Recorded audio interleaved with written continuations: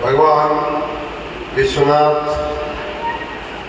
विश्वेश्वर और माँ गंगा के, माँ अन्नपूर्णा के चरणों में बैठकर योग करने का अपना एक अलग ही आनंद है।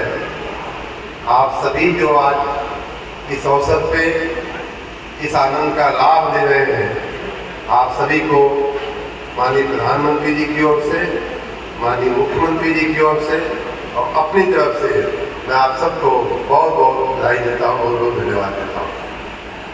10वां अंतर्राष्ट्रीय योग दिवस ये जो हो रहा है, माननीय प्रधानमंत्री जी की देन है, प्रेरणा है कि उन्होंने योग की इस विधा को पूरी दुनिया को बताया।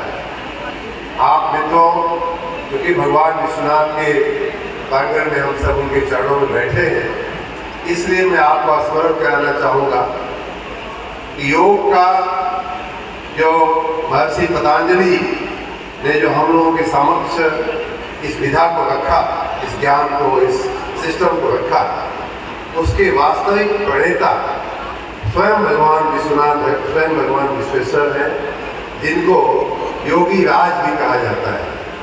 और जो अष्टांग योग की परिकल्पना और उसका जो ज्ञान हम लोगों को महर्षि पतंजलि ने दिया, वो मेरी जानकारी के हिसाब से, मैंने जहाँ तक शास्त्रों का अध्ययन किया है, उसका सबसे पहले योगी राज भगवान विश्वनाथ, भगवान शंकर ने माता पार्वती जी को ये अष्टांग योग की विधा और ज्ञान जो है दिया था, और वहाँ से फिर पूरे विश्व को, पूरी सचराचर जगत को ये ज्ञान मिला है। तो इसलिए आज यहाँ बैठकर योग करना एक बहुत ही सौभाग्य का विषय है, बहुत ही बड़ी उपलब्धि है। और योग में जो बीच में ये विधा, ये ज्ञान थोड़ा लुप्त सा होने लगा, बाहरी लोगों के आने की वजह से, हमारे स्वयं के जो शास्त्रों का है उसकी अवहेलना होने की वजह से, उसमें जो सबसे बड़ा काम वर्तमान पीढ़ी के लिए, हम सब के लिए, आपके लिए जो काम हुआ है, वो माननीय प्रधानमंत्री जी की प्रेरणा से हुआ है।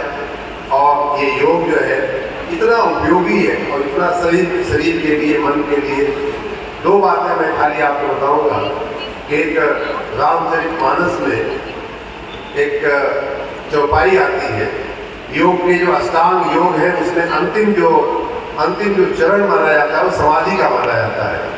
सब नियम प्रत्याहार ये सब करते करते फाइनल जो मानते हैं, ये हम जो आज शारीरिक आसन करने वाले हैं वो भी उसका एक अंग है, लेकिन अष्टांग योग की जो परिणति है, जो चरम सीमा है, उसको समाधि बोलते हैं। और समाधि को इतनी आसान शब्दों में व्याख्या जो की गई है रामचरितमानस में, कहा गया है, लागी समाधि अखंड अपारा।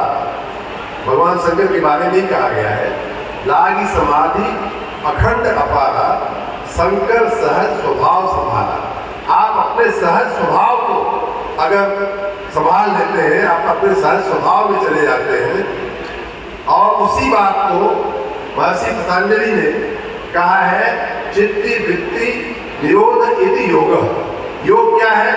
तो चित्त की जो वृत्तियां होती है, उतार चढ़ाव, बुरा अच्छा, निगेटिव पॉजिटिव, जो हमारे आपके मन में जो विचार आते हैं, उसको अगर हम समभाव कर लें, समता में ला दें, तो वही समाधि होती है, वही शंकर सहज स्वभाव संभाला, यही उसकी व्याख्या है। तो इसलिए बहुत आसान है। शारीरिक क्रिया ये जो आज हम थोड़ा बहुत करेंगे, मानसिक या सांसों की जो क्रिया करेंगे, वो हमारे जीवन को स्वस्थ रखने के लिए, निरोगी रखने के लिए, दीर्घायु होने के लिए बहुत उपयोगी है। लेकिन वास्तविक योग जो है वो है व्यक्ति का समष्टि से जुड़ना। ये योग होता है दोनों का जो संयोग या कंजंक्शन जिसको कह सकते हैं, कॉम्बिनेशन कह सकते हैं, इंटीग्रेशन कह सकते हैं, वही योग है। आज के इस अवसर पे मैं आप सबको पुनः योगी राज भगवान विश्वनाथ के चरणों में बैठ करके योग की साधना करने के लिए आपको बहुत बहुत बधाई और शुभकामना देता हूँ। माननीय मुख्यमंत्री जी की ओर से, माननीय प्रधानमंत्री जी की ओर से, जो आपके यहाँ के सांसद हैं, यशस्वी सांसद हैं, माँ गंगा का आशीर्वाद जिनके ऊपर है, भगवान विश्वनाथ का आशीर्वाद जिनके ऊपर है, उनकी ओर से माँ गंगा ने आप सबको ये अवसर दिया है कि उनके पावन सानिध्य में बैठ करके हमको हम सभी कर पा रहे हैं। माननीय मुख्यमंत्री जी की ओर से, राज्य सरकार की ओर से और अपनी ओर से भी आप सबको मैं एक बार फिर से बधाई देता हूँ। इस अंतर्राष्ट्रीय योग दिवस पे हम खुद स्वयं करें, निरोगी रहे, स्वस्थ रहे और अपने परिवार में अपने परिजनों को, अपने आस पास के लोगों को भी इस विधा की जानकारी दें, उनको भी प्रेरित करें। इसी निवेदन के साथ मैं अपनी बात पूरी करता हूँ। आप सबको बहुत बहुत धन्यवाद। बहुत